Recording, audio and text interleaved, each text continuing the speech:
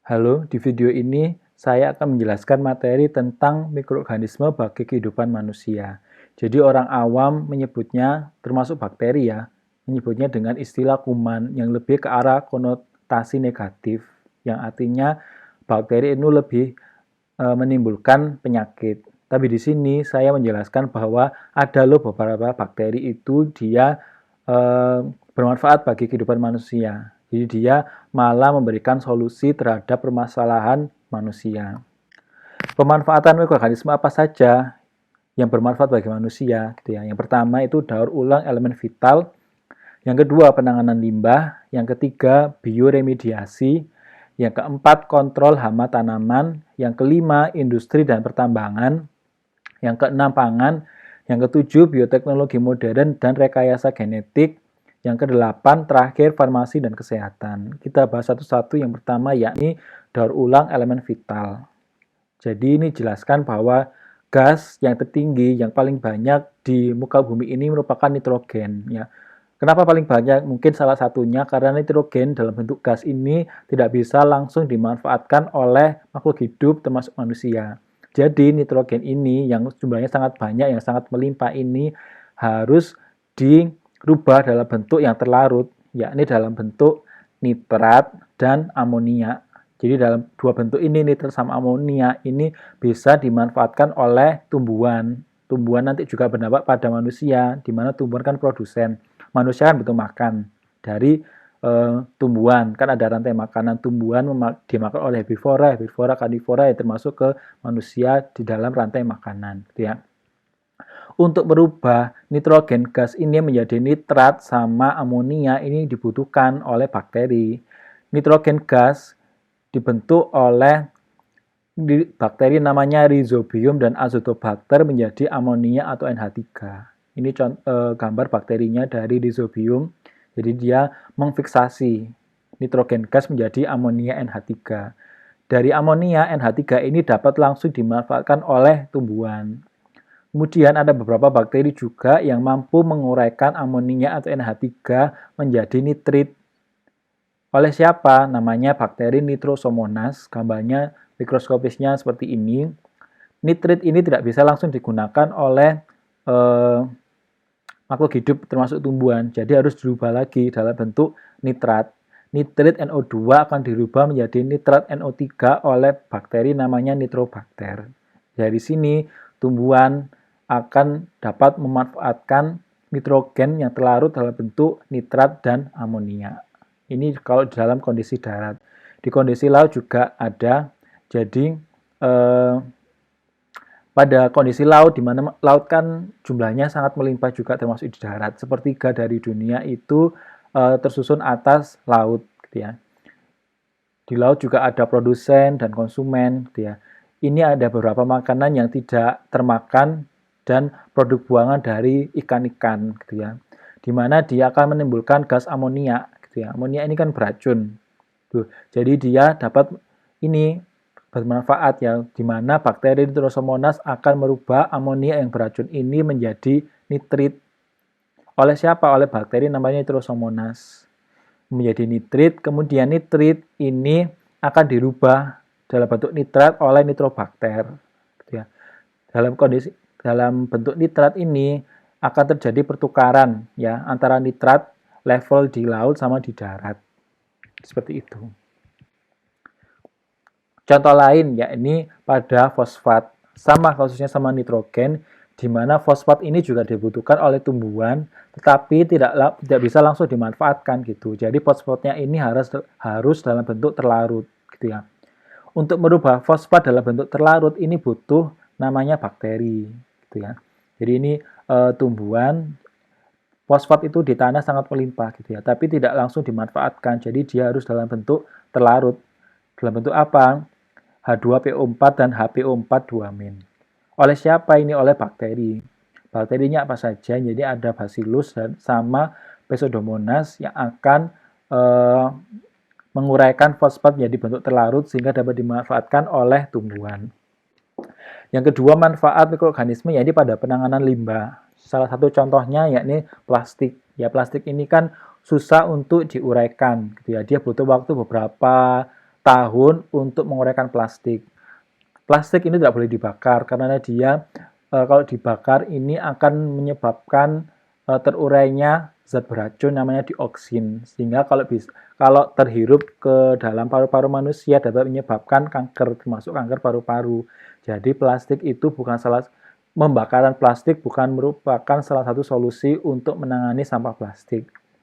Untuk menangani sampah plastik secara ramah lingkungan, yakni dapat dilakukan oleh bakteri, mikroorganisme, termasuk jamur bakteri juga bisa menguraikan plastik. Jadi plastik ini banyak struktur hidrokarbonnya yang merupakan makanan untuk si mikroorganisme ini, termasuk bakteri sama jamur, gitu ya. Jadi plastik ini mikroorganisme, bakteri sama jamur akan mengeluarkan enzim. Jadi enzimnya akan dikeluarkan keluar untuk mendegradasi plastik hidrokarbon ini sehingga dapat dicerna sebagai makanan oleh bakteri atau jamur, sehingga dia mengeluarkan gas buangan berupa CO2 sama H2O dan produk metabolik lain, gitu ya.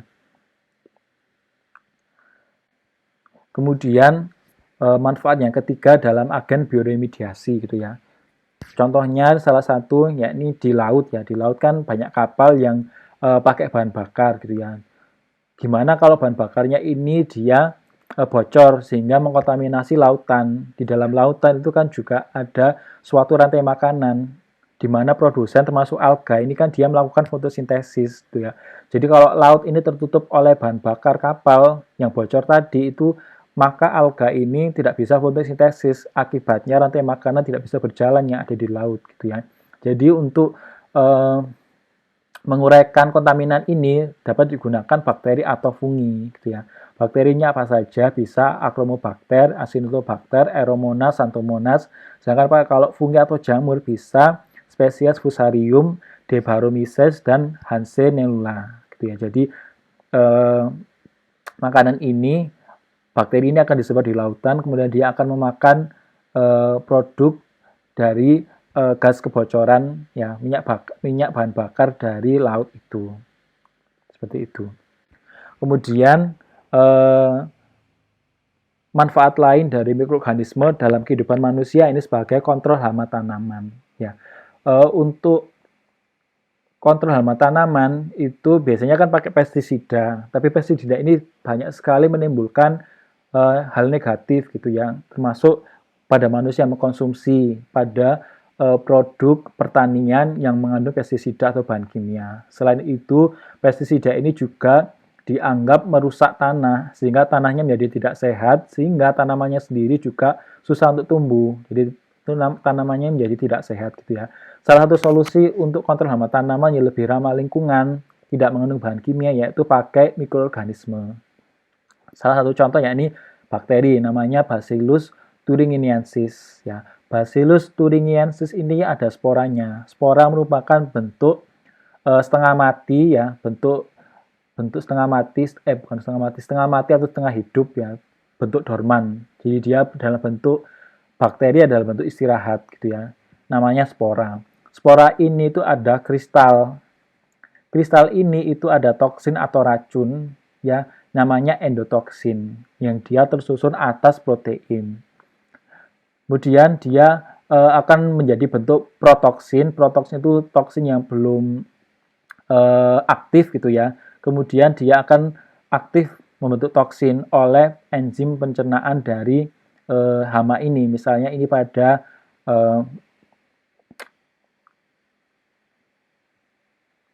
ulat ya.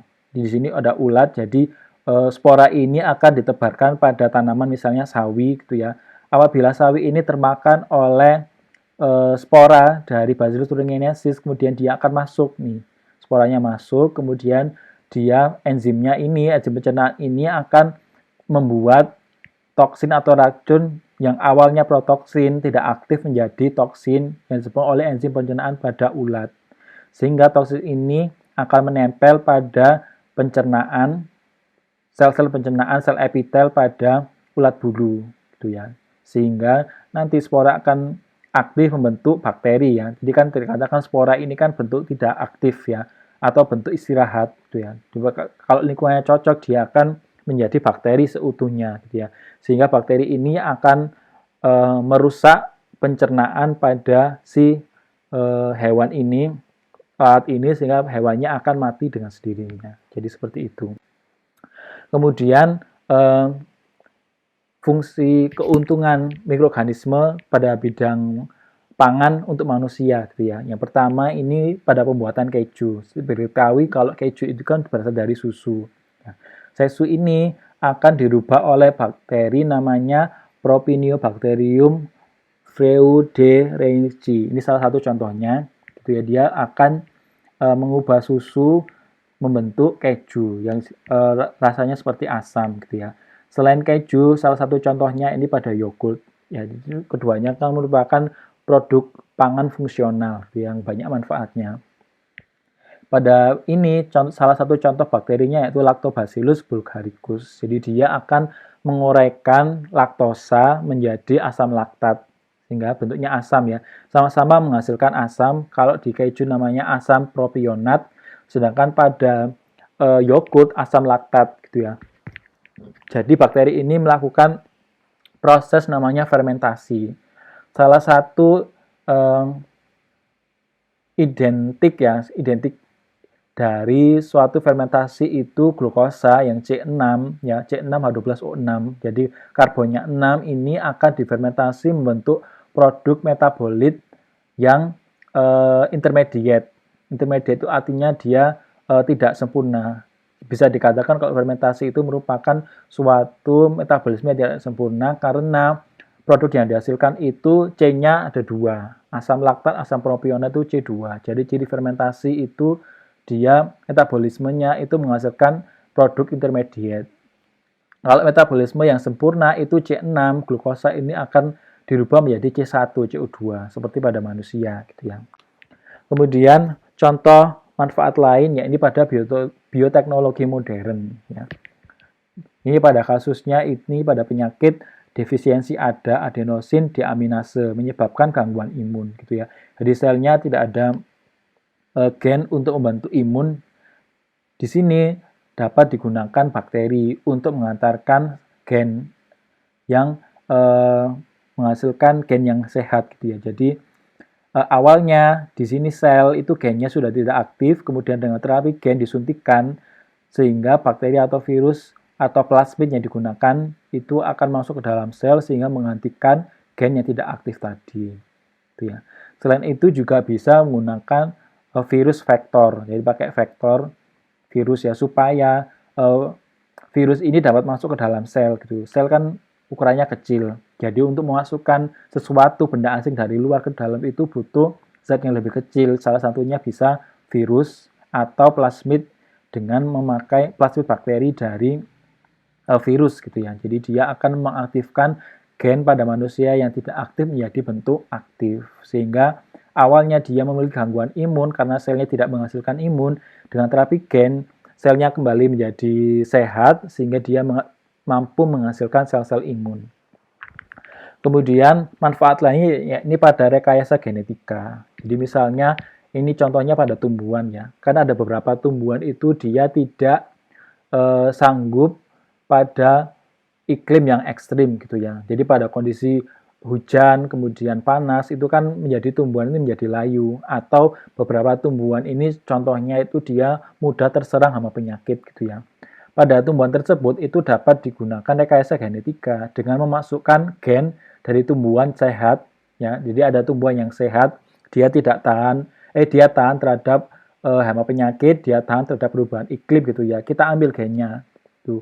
Kemudian kita sisipkan pada bakteri namanya Argobacterium tumefaciens.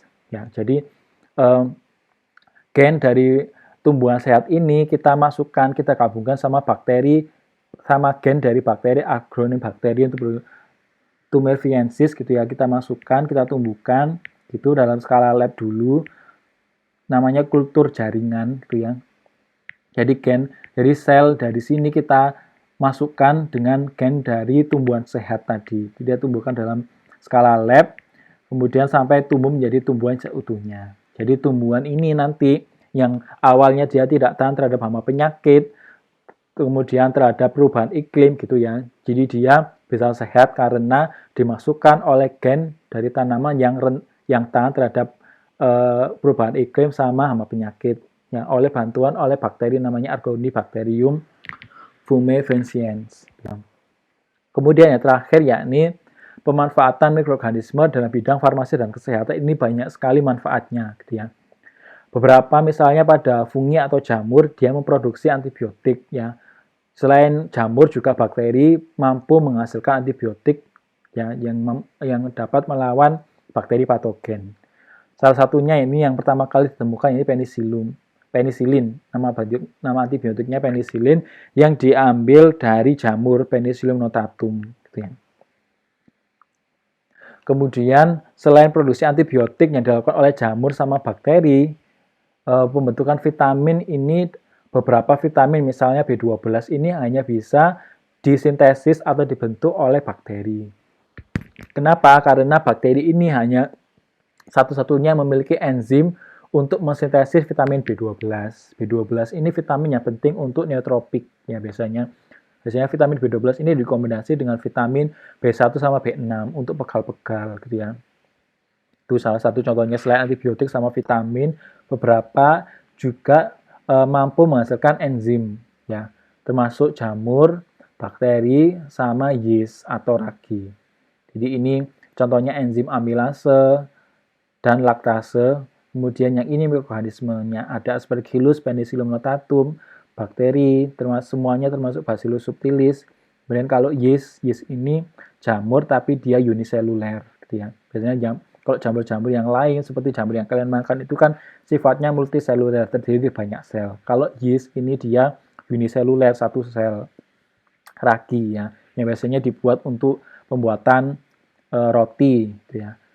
Contoh mikroorganismenya yeast yakni Saccharomyces cerevisiae dan Saccharomyces fragilis.